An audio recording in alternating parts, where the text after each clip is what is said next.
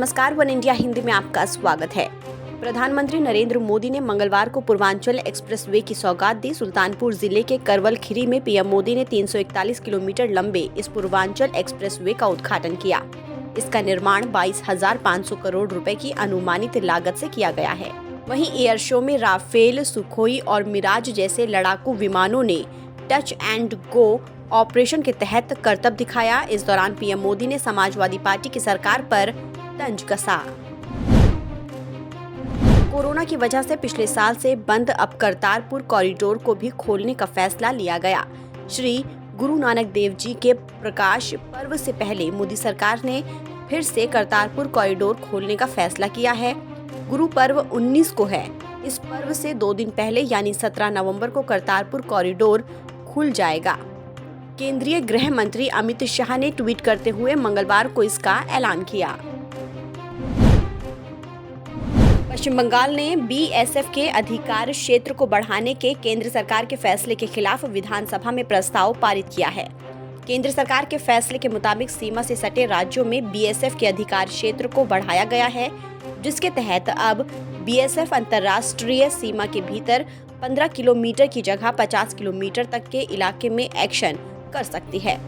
हालांकि केंद्र सरकार के इस फैसले के बाद सीमा से सटे उन राज्यों की सरकारों ने विरोध किया। सबसे पहले पंजाब ने प्रस्ताव पारित किया। असदुद्दीन ओवैसी की पार्टी AIMIM राजस्थान में 2023 के चुनावी मैदान में उतरेगी। ये ऐलान खुद असदुद्दीन ओवैसी ने जयपुर में किया। ओवैसी पिछले दिनों भी जयपुर यात्रा पर आए थे।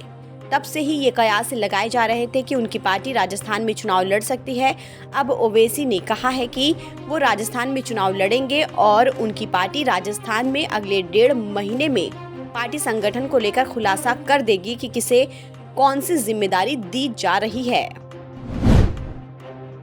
रियल एस्टेट समूह IREO ग्रुप के चेयरमैन ललित गोयल को गिरफ्तार किया गया है। ये गिरफ्तारी मनी लॉन्ड्रिंग मामले में की गई है।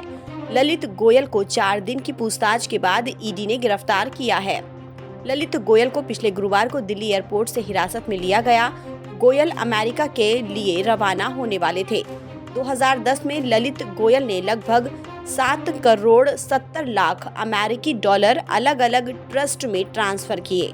ये पैसा निवेशकों का था, जिसकी ईडी जांच कर रही है। त्रिपुरा हिंसा मामले में गिरफ्तार की गई 2 महिला पत्रकारों को जमानत पर रिहा कर दिया गया है, लेकिन अब सूचना एवं सांस्कृतिक मामलों के मंत्री सुशांत चौधरी ने आरोप लगाया है कि दोनों महिला पत्रकार राजनीतिक दल की एजेंट हैं। मंत्री का कहना है कि दोनों महिला का उद्देश्य राज्य में अशांति फैलाना था। इसी के लिए उन्होंने फर्जी तस्वीरें और खबरें वायरल की थी।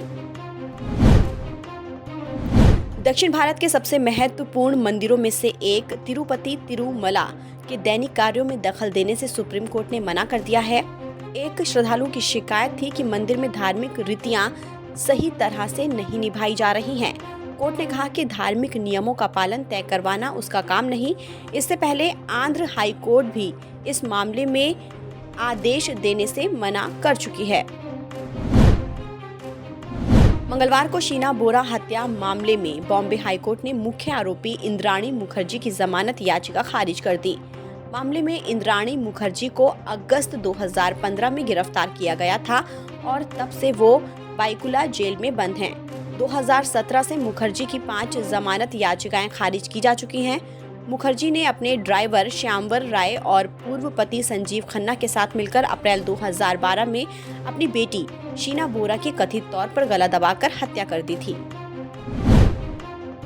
दिल्ली में वायु प्रदूषण को कम करने के लिए कई प्रयास किए जा रहे हैं। दिल्ली के पर्यावरण मंत्री गोपाल राय ने मंगलवार को कहा कि अब 3 दिसंबर तक रेड लाइन ऑन गाड़ी ऑफ अभियान चलाया जाएगा। इस दौरान उन्होंने कहा कि पूरे दिल्ली NCR में निर्माण कार्य और उद्योग बंद हो, निजी और सरकारी कार्यालय में वर्क फ्रॉम होम लागू हो। मंगलवार को गिरावट के साथ शुरू हुआ शेयर बाजार कारोबार के अंत तक तेजी की राह न पकड़ पाया। कारोबार खत्म होने पर सेंसेक्स 396 अंक की गिरावट के साथ 60,322 के स्तर पर बंद हुआ, जबकि निफ्टी 18,000 के स्तर को कायम न कर सका और 110 अंक फिसलकर 17,799 के स्तर पर आकर बंद हुआ।